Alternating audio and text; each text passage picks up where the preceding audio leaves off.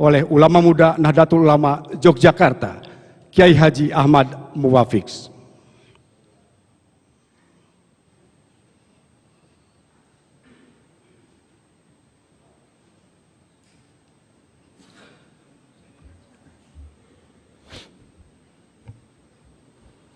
Assalamualaikum warahmatullahi wabarakatuh. Bismillahirrahmanirrahim.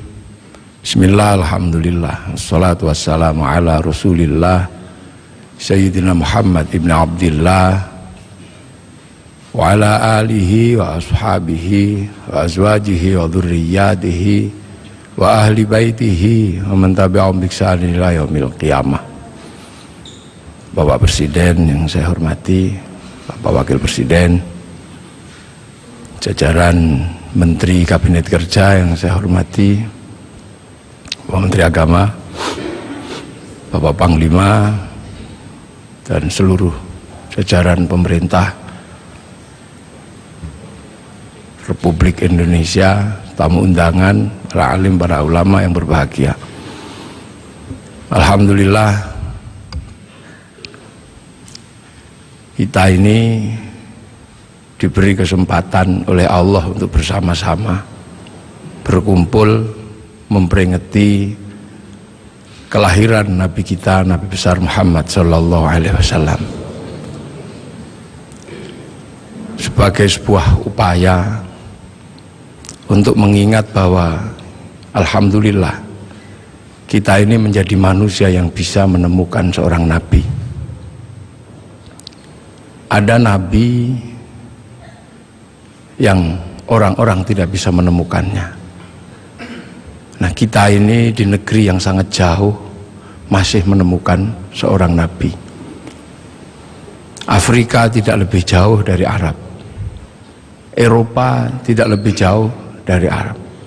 Tapi kita sejauh ini alhamdulillah masih kebagian agama Allah Subhanahu wa Ta'ala. Indonesia ini sudah tempat yang sangat jauh. Naik pesawat ke Makkah ini sudah 9 jam. Nah, kita masih kebagian. Maka kita bersyukur kita masih kebagian, walaupun bagiannya ada yang tidak terlalu banyak. Al-Quran 30 juz, sampai di sini ada yang cuman kebagian Yasin. Alhamdulillah. Ada yang cuman kebagian kulhu, alhamdulillah. Ada yang cuman kebagian Bismillahirrahmanirrahim, alhamdulillah. Kita syukuri. Sholat demikian banyak diajarkan Rasulullah, alhamdulillah kita masih kebagian. Walaupun ada yang cuman kebagian setahun sekali hari raya, walaupun ada yang cuman kebagian seminggu sekali Jumatan, bahkan ada yang senengnya baru maghrib tok, alhamdulillah. Hadis demikian banyak, alhamdulillah kita masih kebagian. Walaupun hanya ada yang kebagian satu, dan yang satu kebagian kullu bid'atin dholalah wa kullu dholalatin finnar. Yang satu kebagian innamal a'malu bin niat. Alhamdulillah. Doa yang sebegitu banyak, alhamdulillah kita masih kebagian. Walaupun hanya 2, ada yang kebagian doa makan sama doa ke kamar mandi. Ini alhamdulillah, ini tidak lain dan tidak bukan karena Rasulullah oleh Allah ditakdirkan untuk menjadi nabi yang paling terakhir. Dan nabi yang paling terakhir ini adalah nabi yang punya jangkauan ketika manusia sudah tersebar di seluruh alam. Nabi Adam menjadi nabi mengurus satu keluarga. Itu saja ribetnya sudah luar biasa antara Habil sama Qabil. Nabi Nuh menjadi nabi, jangkauannya satu kaum. Itu aja ribetnya udah luar biasa. Nabi Ibrahim satu bangsa. Itu aja ribetnya sudah luar biasa. Makanya dibekali oleh Allah mukjizat-mukjizat yang luar biasa. Nabi Musa, nabi yang ngurus satu negara, negara Mesir. Itu saja Allah membekali Nabi Musa dengan bekal-bekal yang luar biasa. Punya tangan masuk saku, keluar jadi listrik.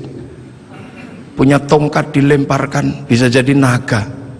Punya tongkat dipukulkan ke laut menjadi jalan tol.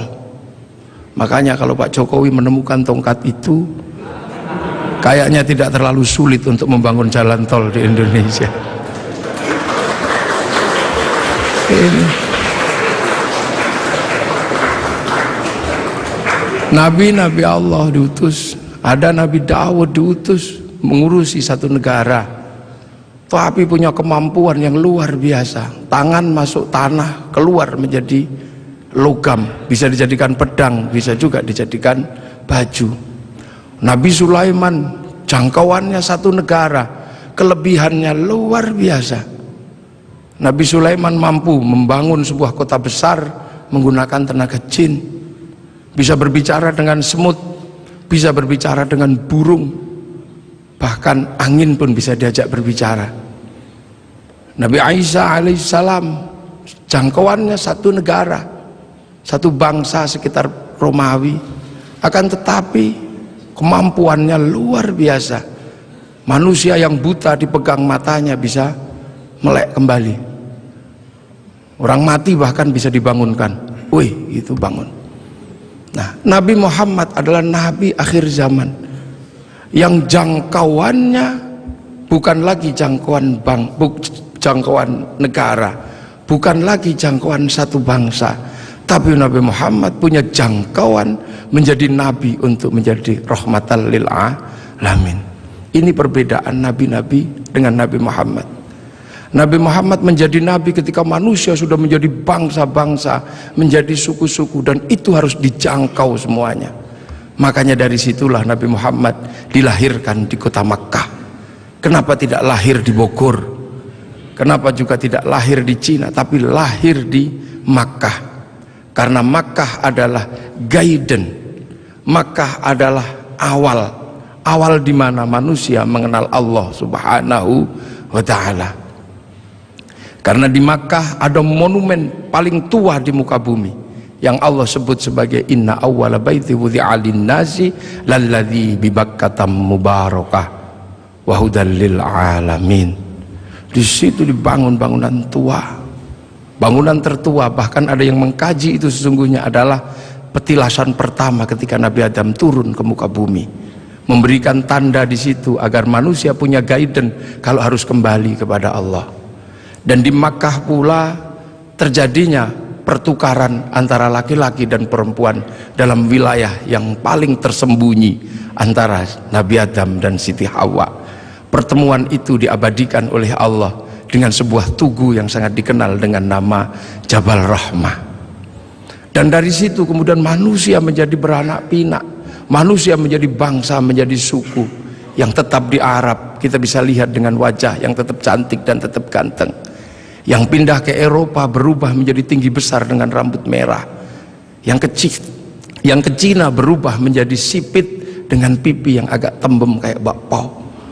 Kemudian yang pindah ke Afrika berubah menjadi hitam gosong, yang bisa kita lihat hitam kulitnya. Nah, yang ke Indonesia berubah jadi seperti kita, kecil-kecil, pesek-pesek, seperti inilah ini. Nah, ini semua akan dijangkau dalam konsep rahmatan lil alamin. Nah, manusia ketika berpindah-pindah, guidance itu hilang. Maka Allah kemudian mengutus seorang nabi untuk mencari guidance itu. Diutuslah Nabi Ibrahim alaihissalam untuk menemukan itu. Dan alhamdulillah Nabi Ibrahim ditemani oleh putranya namanya Ismail dan istrinya namanya Hajar, menemukan kembali situs di mana manusia harus kembali kepada Allah. Situs itu dibangun ulang sama Nabi Ibrahim dan berdoa, Rabbana inni askantu min dzurriyyati biwadin ghairi dzi zar'in 'inda baitikal muharram Rabbana liyuqimus sholata waj'al afidatan minan nasi tahwi ilaihim warzuqhum minas thamarati la'allahum yashkurun. Maka karena Nabi Ibrahim menemukan guidance itu, Nabi Ibrahim menjadi orang yang paling terkenal di muka bumi dengan nama yang berbeda-beda. Ada yang menyebut Ibrahim, ada yang menyebut Abraham, bahkan ada yang menyebut sebagai Brahma. Walaupun ini butuh penelitian yang sangat luar biasa mendalam. Kenapa? Karena Nabi Ibrahim ini punya simbol yang kemudian diduplikasi oleh seluruh manusia di muka bumi. Di India ada simbol yang mirip dengan simbol yang ditinggalkan oleh Nabi Ibrahim. Ini butuh kajian mendalam, dan ini mesti saya sampaikan dalam sebuah forum kenegaraan seperti ini. Karena ini yang akan mengurai benang kusut antara manusia di muka bumi dengan lahirnya Rasulullah Muhammad Sallallahu Alaihi Wasallam. Umat Islam mengenal Ka'bah, sebuah batu dengan tengah yang tidak ada isinya apa-apa, kosong. Di India ada bangunan yang sama, batu dengan isi yang tidak ada isinya di tengah, namanya stupa. Di Islam ada namanya Jabal Rahmah, sebuah tugu batu. Kemudian di India dikenal ada yang namanya Linggayoni. Ada air yang namanya Zam-Zam. Kemudian ada air yang bernama Gangga Yamuna. Ada perjalanan suci dengan kain selempang. Di sini ada berwarna putih, di sana ada berwarna kuning. Selesai perjalanan suci, ada urusan yang sama terkait dengan urusan rambut. Yang di sini tahallul, yang di sana digundul. Selesai perjalanan suci itu semuanya ada darah. Yang di sini ada kurban, yang di sana ada gadri. Dan kalau sudah bersujud, meninggalkan hitam 2, yang di sini 2, yang di sana 8. Ini butuh kajian yang sangat mendalam, bahwa ini adalah awal dari yang namanya millata Ibrahim. Kemudian guidance itu bergeser karena Nabi Ibrahim meninggal, diteruskan oleh 2 putranya, yang satu bernama Ismail, yang satu bernama Ishak. Dan guidance itu berubah ketika Ishak punya anak yang namanya Yakub atau Israel, yang punya anak 12 yang kemudian dikenal dengan nama Bani Israel. Guidance ini bergeser. Akan tetapi kemudian Allah menunjukkan kembali, ini harus dikembalikan kepada guidance awal, kepada jalur awal. Maka kemudian dilahirkanlah Rasulullah di kota Makkah. Makkah adalah kunci di mana harus dikembalikan kembali manusia kepada Allah. Itulah kenapa kemudian Rasulullah lahir di kota Makkah. Untuk apa? Mengembalikan simbol kenabian dari awal sampai akhir sebagai wujud khatamul nabiyan. Maka kemudian diangkatlah Rasulullah ke langit, dan Rasulullah ditunjukkan di mana jejak para pendahulunya. Maka kemudian ketika ketemu Nabi Ibrahim, Rasulullah bertanya, kalau orang Jawa bilangnya mbah gitu, Pak Presiden ya, kek atau gitu. Aku ini sebagai Nabi terakhir, tapi umat-umat Nabi yang sebelum aku bertanya, apa hakmu ketika kau mengatakan penerus Nabi Ibrahim? Kamu tahu di mana peletakan Nabi Ibrahim waktu membangun kembali Ka'bah? Ya udah, kamu jawab di situ. Kamu tandai nanti kalau kamu turun, kamu tandai itulah tempatku, namanya Jabal Rahmah. Nah, kalau pertanyaannya tentang Mbah Mail, kakek Ismail di sebelah mana? Kakekmu Ismail di sebelah situ, kamu kasih tanda. Itulah yang disebut Khijir Ismail. Lah kalau nenekku Hajar di sebelah mana? Nenekmu Hajar cari airnya di sebelah situ. Itu yang satu namanya Sofa, yang satu Marwah. Lah penjenengan melempari setan itu di sebelah mana? Sebelah situ. Nanti kamu kalau turun kamu kasih tanda biar tidak dilupakan manusia. Itu Jamarat Ula, yang itu Wusta, dan yang itu Aqobah.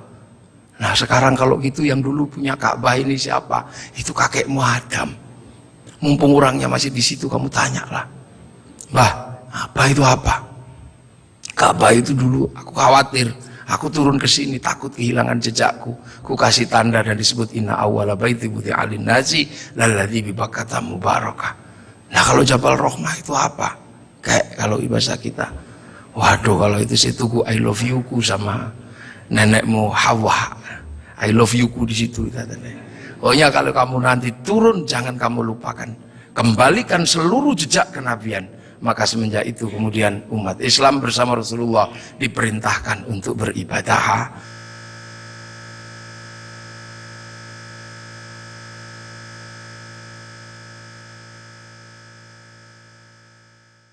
Rasul adalah khatamul anbiya wal mursalin, dan jejak kenabian yang mengarahkan kepada Allah ada di Makkah dengan situs tertuanya adalah Ka'bah. Pemahaman tentang Rasulullah lahir di Mekah ini juga akhirnya menjadi kunci Kunci apa? Kunci bagi kita semua bahwa kita bukan orang Makkah, kita orang Indonesia. Rasul di Makkah, Rasul ini lahir di Arab.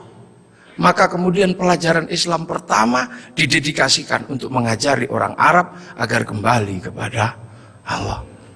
Dan Rasul tidak pernah kemana-mana. Rasul mengajarkan Islam hanya sampai di kota Madinah. Setelah itu dalam waktu 22 tahun Rasulullah meninggal. Nah, memahami Rasul yang lahir di Mekah adalah menjadi tonggak. Lantas bagaimana bisa Rasul yang ada di Makkah bisa sampai ke Indonesia ajarannya, dan 90% penduduk Indonesia mengikuti Rasulullah Muhammad sallallahu alaihi wasallam. Ini pasti bukan sesuatu yang mudah. Dalam bahasa Al-Qur'an, Siratal mustaqim ada yang namanya siratal ladzina an'amta alaihim. Dan inilah yang membuat kemudian kita dengan peringatan Maulid akan ada sesuatu yang bisa sangat menjadi refleksi dasar antara Makkah sama Madinah, antara Madinah sama Indonesia punya sejarah yang sangat panjang, dan itu bukan datang dengan tiba-tiba. Rasulullah di sana mengajarkan orang-orang sana dengan gaya di sana. Rasulullah sangat terkenal ketika mengajarkan Islam. Rasul bukanlah orang yang keras, Rasul juga bukan orang yang membabi buta. Rasul dijelaskan, anitum harisun alaikum bil mu'minina raufur rahim. Rasul begitu berharap bagaimana umat ini kembali kepada Allah. Maka Rasul punya sistem pembelajaran kepada umatnya dengan cara yang berbeda-beda, dengan cara yang sederhana. Ada yang pinter kelasnya Sayyidina Ali, diajarkan dengan cara standar orang pinter. Ya Ali, kamu sholat Ali. Iya ya Rasul. Yang khusyuk, ya. Nanti kalau kamu khusyuk, kamu akan saya kasih serbanku yang hijau atau yang merah, terserah kamu pilih yang mana. Sayyidina Ali sholat, selesai sholat langsung menyatakan yang hijau ya Rasulullah. Pasti kamu gak khusyuk karena kamu menginginkan yang hijau. Ulangi lagi, dan begitu seterusnya sampai akhirnya Sayyidina Ali ketika sholat dipanah kakinya tidak kerasa. Setelah itu Rasulullah mengimami sholat orang-orang dengan kelas-kelas kayak Sayyidina Ali. Tapi bagi kelas yang kedua menjadi masalah. Kelas pertama ketika Rasulullah sholat, di belakangnya langsung sama-sama mengikuti Rasulullah dhahiran wa batinan, dengan badan dan dengan hati. Tapi yang belakang bermasalah karena mereka punya kebiasaan ratusan tahun bahkan ribuan tahun menyembah berhala. Ada wujudnya dan ada namanya serta bentuknya beda-beda. Maka Rasul ditanya, bagaimana ya Rasul yang belakang tidak bisa? Maka Rasul minta sama Allah, ya Allah yang depan bisa, yang belakang tidak bisa. Ya sudah, akhirnya diajari sama Allah. Allah cukup mengajarkan, u'budullaha ka'annaka tarahu fa illam takun tarahu fa innahu yaraka. Beribadahlah engkau kepada Allah seolah-olah engkau lihat Allah. Tapi kalau kau nggak lihat Allah, yakin Allah lihat engkau. Maka kemudian para sahabat yang di belakang, yang tidak sekelas Sayyidina Ali ketika sholat cuma Allahu Akbar, matanya tidak boleh terpejam. Karena apa? Harus mencari Allah. Ka'annaka tarahu, seperti engkau melihat Allah. Maka dilihat kemana. Akhirnya tidak terlalu susah yang di belakang. Tapi ketika engkau lihat kemanapun Allah kamu gak lihat, kamu cukup yakin bahwa kamu sedang dilihat oleh Allah. Maka sholat menjadi mudah bagi orang yang tidak sekelas Sayyidina Ali. Sholat boleh melihat apa saja, bahkan boleh mendengarkan suara bakso, bahkan boleh melihat sarung yang bolong. Tapi tidak boleh, karena harus ingat bahwa sedang dilihat Allah, maka tidak boleh pesen bakso rong mangkok, itu tidak boleh, 2 mangkok tidak boleh. Nah akhirnya yang depan yang pinter bisa sholat, yang belakang bisa sholat. Bahkan ketika Rasulullah menghadapi para sahabat yang berbeda, Rasulullah lagi ngajar ngaji, tiba-tiba dari belakang ada yang teriak, mat, mat, mat. Ini sesuatu yang tidak lazim waktu itu. Karena apa? Semua dilarang menyebut Rasulullah dengan sebutan mat atau Muhammad. La taj'alu du'a ar-rasuli bainakum ka du'a'i ba'dikum ba'dha. Akan tetapi ada sahabat, mat, mat. Sahabat Umar sudah marah. Ini orang dari mana? Gak punya sopan santun sama sekali. Rasulullah cuma udah paling dia dari kampung, suruh masuk. Akhirnya begitu suruh masuk ke dalam masjid, bukannya apa-apa, bilang, "Mat, apa? Aku pengen kencing." Ya sudah, kencing lah. Disuruh cari toilet, ternyata nggak cari toilet, malah kencing di dalam masjid. Sayyidina Umar sudah nggak tahan melihat kelakuan seperti ini, maka kemudian tariklah pedang Sayyidina Umar, mau dipenggal ini kepalanya. Rasulullah cuma mengatakan, "Umar jangan, begini-begini juga umatku, ini datang dari kampung yang sangat jauh, di kampungnya memang terbiasa kalau kencing sembarangan, ada bantrek juga dikencingi, ada selokan dikencingi, gini-gini juga umatku, gini-gini juga santriku, tapi ini santri dari Bogor." Ibaratnya gitu. Dan itu akhirnya diabadikan oleh Allah. Wajah amin aqsal Madinah, datang seorang dari pelosok. Kalau Allah sudah menggunakan bahasa aqsa, itu artinya adalah jauh, yang sangat jauh. Kalau dalam bahasanya Bapak Presiden namanya Jabal Kat, enggak tahu entah di mana. Kalau jauh gitu aja, baik. Rasulullah yang diopeni macem-macem. Ada yang senangannya tidur di masjid, tapi ibadahnya bolong-bolong. Kalau Rasulullah datang, dia langsung bangun pertama kali, salaman, cup, tidur lagi. Ini ada di zaman Rasulullah. Kemudian setelah Rasulullah selesai sholat, Rasulullah digandoli, Pak Presiden, digandoli gini. Kemudian bertanya, "Ya Rasul, apa? Kapan kiamat itu?" Kamu itu jangan tanya kiamat. Kayak kiamat itu pakai ibadah, pakai bekal. Kamu tak lihat cuma tidur tok, suluman salaman, bekalmu apa? Bekalku bukan itu ya Rasul. Kenapa? Cinta sama engkau ya Rasul. Cinta tok, nggak jalan? Enggak ya Rasul. Cinta kan tidak harus memiliki ya Rasul. Akhirnya ya sudah, kalau kau cinta aku. Rasul pergi. Ketika Rasul pergi, digandoli lagi. Ya Rasul, ada apa lagi? Aku sudah jujur sama engkau ya Rasul. Ada apa? Aku kan cinta sama engkau. Engkau cinta sama aku ya Rasul? Ya iya, wong kamu cinta sama aku ya cinta sama engkau. Nah, kalau gitu ceritanya Rasul kan, kalau cinta sama aku ini yang penting. Orang cinta kan nggak mungkin tega meninggalkan kekasihnya di neraka. Makanya Rasul pasti nggak tega besok kalau cinta sama aku meninggalkan aku di neraka. Iya, nanti kamu tak ajak ke surga. Man ahabbani kana ma'i fil jannah. Asbabul wurudnya hadis itu adalah itu. Kemudian saking senengnya dia lari, yes gitu, lari. Begitu dia lari, Sayyidina Abu Bakar datang tergopoh-gopoh. Ya Rasul, bener nggak yang tadi itu cinta tok masuk surga? Iya ya Abu Bakar. Cinta tok ya Rasul? Iya. Maka Sayyidina Abu Bakar, dia cinta tok akan dibawa Rasul ke surga. Kayaknya aku lebih mungkin ini. Anak tak kasihkan, unta tak kasihkan. Kayaknya aku ini lebih mungkin. Sayyidina Abu Bakar langsung joget ini, iya, muter sampai jubahnya terangkat. Inilah yang akhirnya jadi manhaj torekohnya Sayyid Jalaluddin Rumi, yang dikenal dengan torekoh Maulawiyah, yang sekarang dikenal dengan nama Tahrisu Sufi. Bahkan Rasulullah pernah satu ketika Makkah geger gara-gara ada apa? Ada orang tawaf dari kampung, saking bodohnya dia tawaf cuma dengan satu kalimat, ya Karim, ya Karim, ya Karim, ya Karim, ya Karim, ya Karim. Sahabat bingung, ya Rasul, kayaknya ada aliran sesat ya Rasul. Sesat bagaimana? Ini ada orang dari pagi tawaf cuman ya Karim, ya Karim. Maka Rasulullah mengikuti, ini bener gak? Ada beneran. Diikuti Rasulullah dari belakang, ada ya Karim, ya Karim. Lama-lama Rasul mengikuti orang ini, ya Karim, ya Karim, ya Karim. Kenapa? Rasul gak tahan, ngikuti juga, ya Karim, ya Karim. Orang ini marah, dan siapa di belakangku yang berani menirukan aku? Awas, tak banting orang ini nanti. Aku pukul. Ternyata apa, orang ini gak tahan, akhirnya balik ke belakang. Rasul dipegang, dipiting begini. Kamu ya yang menirukan aku, ya Karim, ya Karim ya. Awas kamu, tak adukan sama nabiku, tak adukan sama kekasihku kamu. Rasul merasa Nabi bertanya, Mas atau Bang, terus nabimu siapa? Nabiku Muhammad. Muhammad siapa? Muhammad ibni Abdillah. Kamu pernah ketemu? Belum. Nanti kamu tak banting di sana.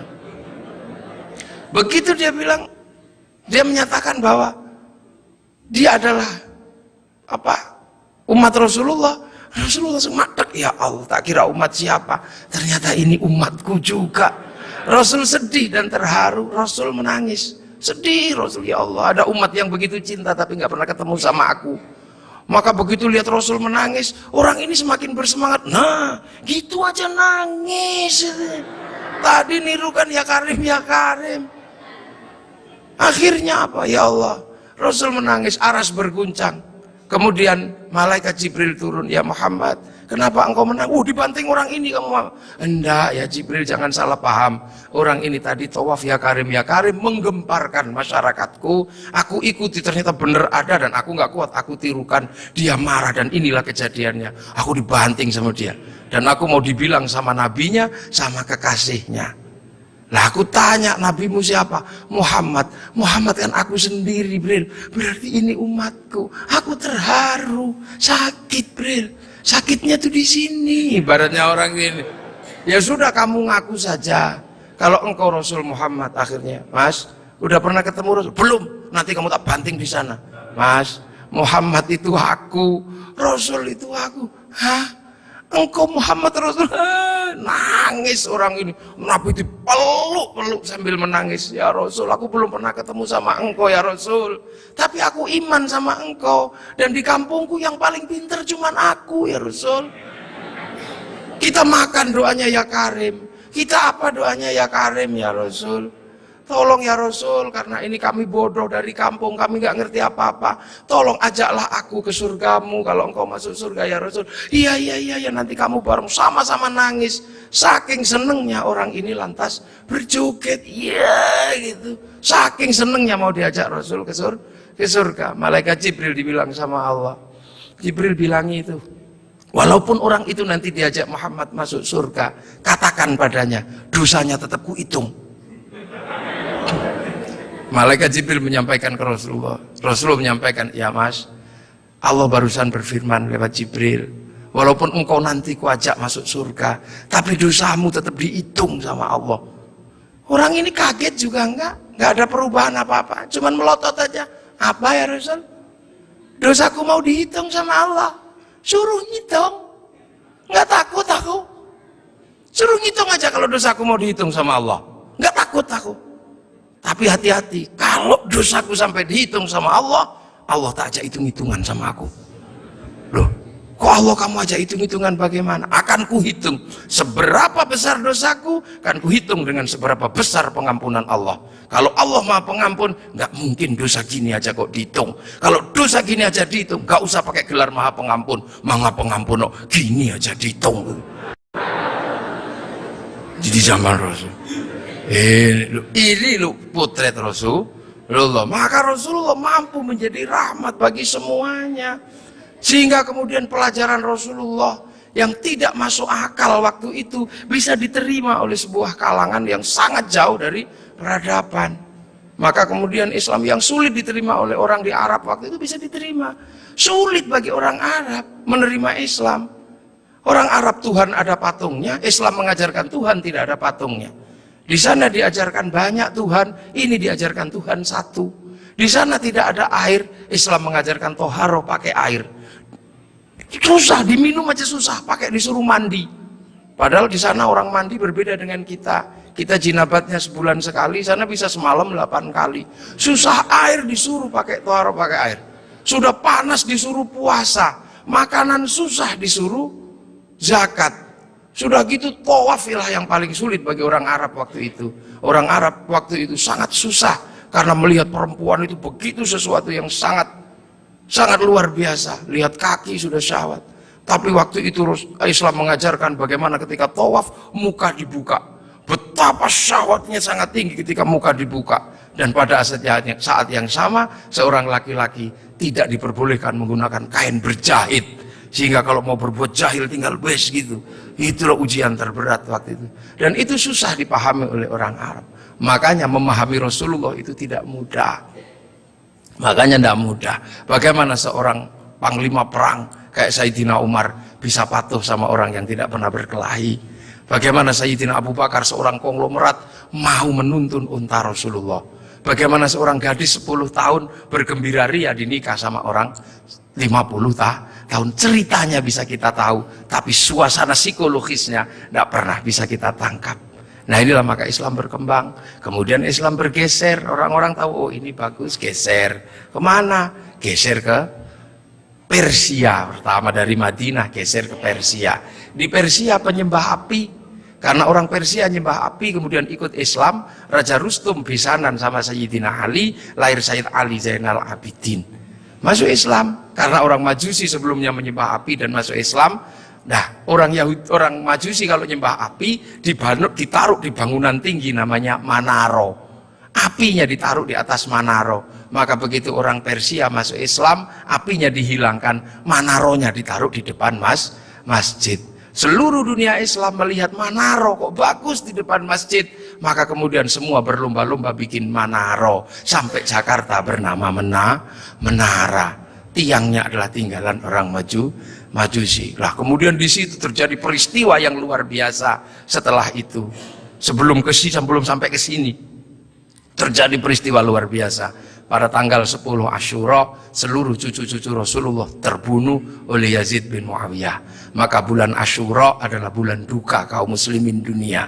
Makanya orang Indonesia, terutama di kampungnya Bapak Presiden, menyebut bulan Asyura dengan sebutan bulan Suro.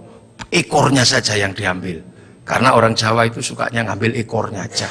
Muhammad diambil mat, Asyura diambil Suro. Makanya di bulan Asyura orang berduka karena terbunuhnya cucu Rasulullah. Maka di Jawa ada tradisi tidak mantu, tidak nikahkan anak, itu karena bulan duka.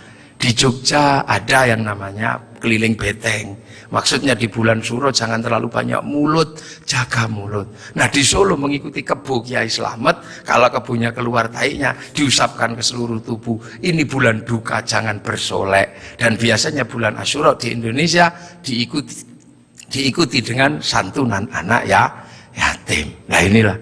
Dan dari situ terus Islam bergerak, makanya monumen-monumen itu. Lahir Sayyid Ali Zainal Abidin. Lah Sayyid Ali Zainal Abidin kemudian bergeser, punya anak Sayyid Muhammad Baqir, menjauh punya anak Sayyid Ja'far Shadiq, menjauh diteruskan sama Sayyid Ali Uraidi, menjauh diteruskan sama namanya Sayyid Muhammad, diteruskan Sayyid Ubaidillah, teruskan Sayyid Isa Naqib, diteruskan sama Sayyid Ahmad Al-Muhajir, teruskan Sayyid Alwi, teruskan Sayyid Muhammad, teruskan Sayyid Alwi, diteruskan namanya Sayyid Ali Khalid Qasam, teruskan putranya namanya Sayyid Ahmad Sohib Mirbat, teruskan namanya Sayyid Alawi Amil Faqih, punya anak Sayyid Abdul Malik sampai Mongolia, punya anak Sayyid Ahmad Jalaluddin sampai Campa, punya anak Sayyid Muhammad sampai Pase, dan punya anak Sayyid Jamaluddin Al-Husaini Al-Kabir sampai tanah Nusantara di pedalaman, yang kemudian karena turunnya di Jawa, Sayyid Jamaluddin Al-Husaini Al-Kabir, orang Jawa punya Hono Coroko, maka kemudian di Jawa dikenal dengan nama Syekh Jumadil Kubro. Dan disitulah kemudian Islam ketemu dengan kebudayaan peradaban Nusantara. Nah inilah tonggak Makkah ini yang akhirnya menjadi penjelasan, oh ternyata Makkah sini geser di sini. Dan kemudian kita diingatkan bahwa Syekh Jumadil Kubro punya anak namanya Said Ibrahim, pindah Palang Tuban sana, punya anak namanya Raden Rohmat Sunan Ampel. Nah ini yang kemudian bangun peradaban baru di Nusantara. Syekh Jumadil Kubro punya murid namanya Samsuddin, pindah Jawa Barat, dikenal dengan nama Syekh Kuro, punya murid namanya Datuk Kahfi, pindah Cirebon, punya murid namanya Syarif Hidayatullah Sunan Gunung Jati. Nah inilah baru kita kemudian menemukan titik sini. Nah pertanyaan-pertanyaan besarnya inilah yang akhirnya kemudian menjadi penjelasan. Lantas bagaimana kita mengikuti Rasulullah di tempat yang jauh ini? Rasulullah memberikan garis namanya ahli sunnah wal jamaah. Bahwa Rasulullah yang diajar pertama wal jamaahnya bernama sahabat. Wal jamaahnya sahabat generasi kedua namanya tabi'in. Tabi'in punya generasi berikutnya namanya tabi'ut tabi'in. Dan kita ini adalah generasinya para ulama. Yang cara pembelajarannya sangat berbeda. Di Arab sana Rasulullah mengajarkan bagaimana makan dengan 3 jari. Masih bisa dijalankan sampai hari ini karena di sana masih kurma sama roti. Begitu sampai di Nusantara sudah tidak kurma dan tidak roti, tapi sudah soto. Maka makan dengan 3 jari sudah bukan sesuatu yang mudah. Di sana kurban pakai unta. Di sini tidak lahir unta, tapi lahir kerbau sama sapi. Karena terlahir kerbau sama sapi, maka jangan memaksakan diri kurban pakai unta. Nanti ditangkap oleh polisi karena nyuri untanya Kebun Raya Bogor. Ini di sana masih bisa pakai jenggot dengan utuh, tapi di sini rasnya adalah ras Mongoloid, sudah tidak punya jenggot. Inilah maka ulama-ulama awal yang datang ke sini tidak pernah ribut masalah simbol-simbol yang tidak bisa dilakukan oleh orang Indonesia.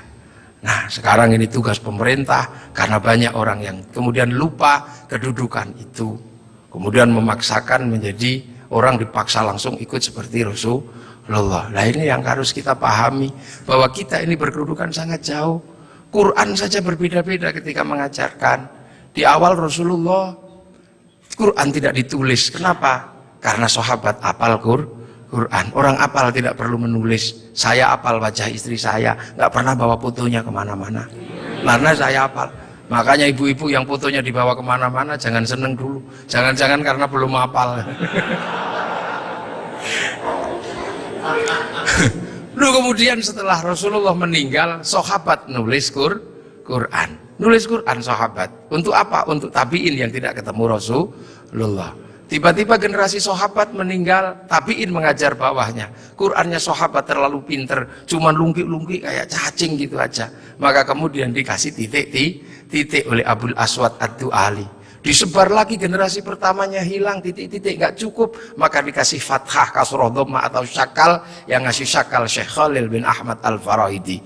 Disebar lagi, yang baca Quran karena Islam rahmatan lil alamin, bukan lagi orang Arab semata. Orang Andalusia baca Quran wadduha, keliru menjadi wadduhe. Ini. Nah, orang Turki mustaqim, mustaqin. Masuk ke Indonesia dibaca oleh orang Padang lakanud, keluarnya lakanui. Karena orang Padang kalau bilang Muhammad Mahamme. Orang Sunda ketika baca alladzina sebagian besar keluarnya alladzina. Begitu masuk ke Jawa ketemu dengan huruf hono coroko. Alhamdu karena punyanya ko gak punya huruf ha, maka alhamdu menjadi alkamdu, al-fatihah menjadi al-fatihah. Ini itu.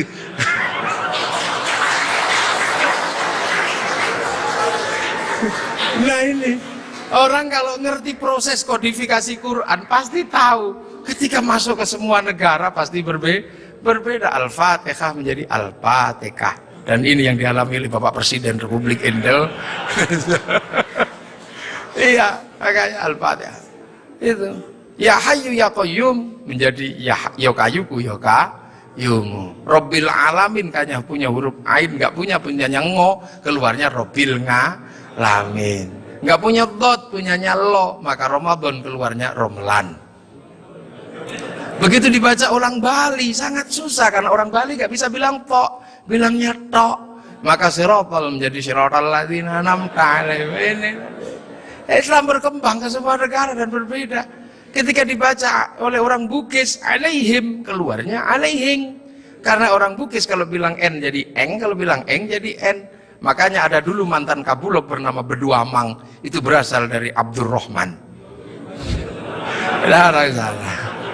Nah itulah makanya kemudian Islam bergerak. Nah lantas apa? Lantas terciptalah sebuah ilmu untuk bagaimana orang di seluruh dunia Islam mampu membaca Al-Quran. Dibikinkanlah sebuah ilmu yang dikasih judul At-Tajwid fi Qiraatil Quran, yang nulis Abu Ubay Qasim bin Salam. Orang akan tahu. Nah ini generasinya para ulama. Dan yang paling besar, yang mungkin Bapak Presiden sudah pernah saya sampaikan, tapi ingin saya sampaikan lagi, biar kita tidak lupa. Ada perubahan besar ketika masuk ke tanah Nusantara. Di mana waktu itu tanah Nusantara sangat susah dimasuki Islam. Kenapa? Ini bangsa sudah sangat beradab. Bangsa ini bukan bangsa kecil. Tahun 1222 ke atas sebelum tahun 1300 sudah mampu menaklukkan Mongolia. Sebuah kekuatan internasional yang menaklukkan Eropa, menaklukkan Arab, mampu ditaklukkan oleh kekuatan Nusantara yang namanya Singasari. Makanya hal itu bisa kita lihat betapa kita bangsa punya tinggalan-tinggalan yang luar biasa. Orang Arab punya alat musik yang namanya terbang, terbuat dari kayu dan kulit. Orang Eropa punya alat musik yang namanya gitar, terbuat dari kayu dan tali. Tapi orang Nusantara, salah satu alat musiknya adalah gamelan, terbuat dari logam. Hanya bangsa yang menguasai ilmu pertambangan yang maju dan penguasaan metalurgi yang mapan mampu membuat alat musik dari logam. Dalam cerita-cerita besar, kita juga punya cerita besar yang sama. Orang Eropa punya cerita tentang Cinderella, kita punya cerita bawang putih, bawang merah. Orang Eropa punya Samson, orang Arab punya Sam'on, kita punya Bandung Bondowoso, kita punya Sangkuriang, kita punya si pahit lidah. Orang Sanya punya cerita Romeo Juliet, orang Arab punya cerita yang namanya Laila Majnun, kita punya cerita Andi-Andi Lumut, kita punya cerita, banyak sekali cerita cinta di Indonesia. Sana punya cerita namanya Kura-Kura Ninja, kita punya cerita Kancil Nyuriti. Timur sama saja, apa bedanya? Bahasa-bahasa kita juga bahasa-bahasa yang tidak bisa direndahkan. Orang Inggris bilang rice, orang Arab bilang rus, orang kita bilangnya macam-macam. Kalau masih di sawah namanya padi, kalau sudah dipanen namanya gabah, kalau sudah digiling namanya beras, kalau patah-patah namanya menir. Kalau dibungkus namanya lontong pakai daun. Kalau dibungkus pakai namanya ketupat pakai janur. Kalau tidak dibungkus namanya nasi. Dicuri satu namanya sebutir nasi. Kalau diuplek-uplek namanya bubur. Pantatnya kosong namanya kerak atau intip. Sana cuma rice sama rus. Ini yang kita tidak boleh malu menjadi bangsa Indonesia. Semua yang kita miliki sama. Ini menandakan bahwa kita pernah menjadi sebuah bangsa yang besar, berkasta-kasta, berbeda-beda. Maka kemudian Islam mulai memperkenalkan konsep besar sehingga kita punya bangsa dan negara. Konsep besar apa? Diperkenalkanlah bagaimana hidup bersama, saling menjaga. Diperkenalkan konsep besar namanya musyarakah yang akhirnya dikenal dengan bahasa masyarakat. Kalau sudah jadi musyarakah, semua harus saling mengerti dan saling bertanggung jawab. Maka diajarkanlah menggunakan kalimat Rasulullah, kullukum ra'in wa kullukum mas'ulun an ra'iyati. Raja dan hamba dihilangkan, diganti dengan ra'iyah yang diserap ke bahasa Indonesia menjadi rakyat. Dan satu-satunya bangsa Islam di dunia yang mampu mengadaptasi kalimat ra'iyah menjadi rakyat hanya ulama-ulama Indonesia. Hanya ulama Indonesia. Nah kenapa? Karena kita ini pilihannya berbeda. Pilihan bangsa yang disebut waja'alnakum syu'uban wa qabaila, disinilah tempatnya. Arab tidak ditemukan bangsa yang berbeda, mereka satu bangsa. Eropa satu bangsa, Arab satu bangsa dipikul puluhan negara. Eropa satu bangsa dipikul puluhan negara. Tapi disinilah ada satu-satunya tempat puluhan bangsa bisa dipikul oleh satu negara, Kesatuan Republik Indonesia. Makanya harus disatukan. Tidak ada lagi raja hamba, yang adalah ra'iyah. Kalau sudah ra'iyah, tidak boleh lagi menyebut kafir. Kenapa? Karena kafir adalah orang yang menentang Allah dan memusuhi kaum muslimin. Kalau sudah hidup bersama namanya dhimmi. Kalau sudah saling bertanggung jawab namanya ra'iyah. Maka ketika para ulama sudah menyebut kita dengan sebutan rakyat, jangan lagi kau turunkan derajat ra'iyah menjadi derajat kafir. Maka tidak ada lagi kata kafir di Indonesia karena sudah ra'iyah atau rakyat. Ini kenapa para ulama sepuh tidak ada yang menyebut kafir. Kemudian ra'iyah kalau berkumpul diajarkan bagaimana hidup bersama, berbahagialah, berbicaralah dengan baik-baik. Maka konsep yang ditawarkan adalah wasyawirhum fil amri. Maka kemudian ra'iyah yang hidup bersama dan berbicara secara bersama disebut musyawarah, kalimat wasyawirhum fil amri. Kemudian kalau bermusyawarah jangan menang-menangan sendiri, berbagilah, saling bertoleransi. Maka kemudian lahirlah konsep besar, konsepnya disebut tafassahu fil majalis. Maka kemudian muncullah istilah majelis. Dan ketika para ra'iyah mengangkat pemimpin, harus seluas cakrawala yang pernah diajarkan Allah, wasi'a kursiyyus samawat, maka kedudukannya adalah bernama kursi. Ada kursi presiden, ada kursi DPR, ada kursi menteri. Karena daerah ini yang membangun adalah para wali, maka kawasan ini disebut wilayah. Kalau saya mau tanya, di mana negara dengan konsep dasar keagamaan Islam yang mampu membangun sebuah struktur negara hari ini, itu ada di Indonesia. Maka jangan kau sebut negeri ini negeri tauhid, karena ra'iyah musyawarah, termasuk kursiyun, termasuk majelis, termasuk wilayah, bukan menjadi bahasa orang nongkrong, tapi ini adalah bahasa resmi negara yang tertuang dalam Undang-Undang Dasar Negara Republik Indonesia tahun 1945.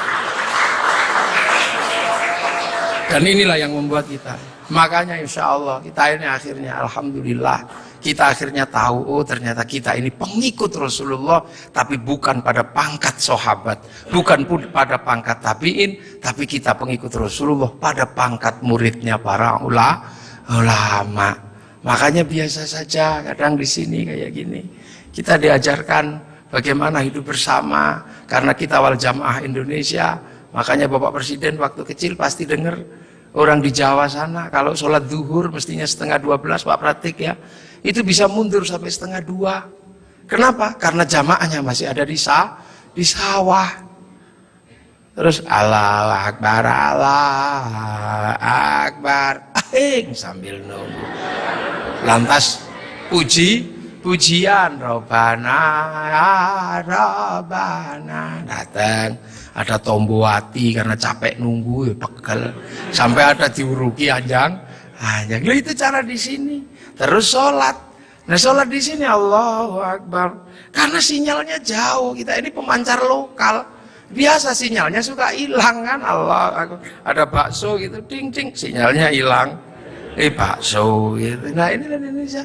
Makanya karena sinyal yang hilang, habis itu para ulama mengajarkan kalau kepalamu bocor seperti itu, nggak inget Allah, inget apa, udahlah kalau habis sholat ditambal, maka habis sholat ada zikir la ilallah, la ilallah. Nah sekarang ada yang protes, kenapa berzikir pakai gini-gini? Bukankah sahabat kalau zikir terdiam? Sahabat murid Rasulullah terlalu dekat dengan Rasulullah, batinnya wusul kepada Allah sampai ke sana. Kalau wal jamaahnya ulama disuruh diam begini, tidur. Nah puasa juga sama. Orang Indonesia kalau puasa nggak terlalu khusyuk karena keluar rumah ada belimbing, ada jambu. Kalau di Arab keluar rumah ketemunya padang pasir lebih khusyuk. Maka di sini lebih sering disuruh tidur gitu. Dalilnya apa? Naumuso imin ibadatul.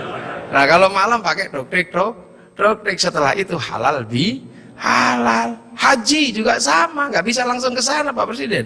Antrinya 25 tahun. Makanya orang sini capek nunggu. Daripada capek, nempelkan gambar Masjidil Haram. Ini Pak Menteri Agama. Biar tidak terlalu capek, biar agak seneng dikit, latihan dulu di alun-alun Bogor. Labbaik Allahumma hajjan. Ihramnya beneran, niatnya beneran, tapi Ka'bahnya triplek. Nah ini namanya mana sih haji. Nah ini wal jamaahnya baru ini, dan ini ada di Indonesia. Itu akhirnya orang tahu pangkatnya dengan Maulid. Oh Rasul Mekah, kita Indonesia. Ada jarak yang sangat panjang, ada jarak waktu, ada jarak ruang. Nah ini kalau kita pahami dengan bahasa yang sederhana, fa insyaallah Islam di Indonesia akan tetap menjadi Islam yang ramah, Islam yang tidak kasar, Islam yang tidak gerasa-gerusu, mampu ngayomi seluruh manusia yang berbeda-beda, seperti Rasulullah yang anittum harisun alaikum bil mu'minina raufur rahim ihdinas siratal mustaqim. Assalamualaikum warahmatullahi wabarakatuh.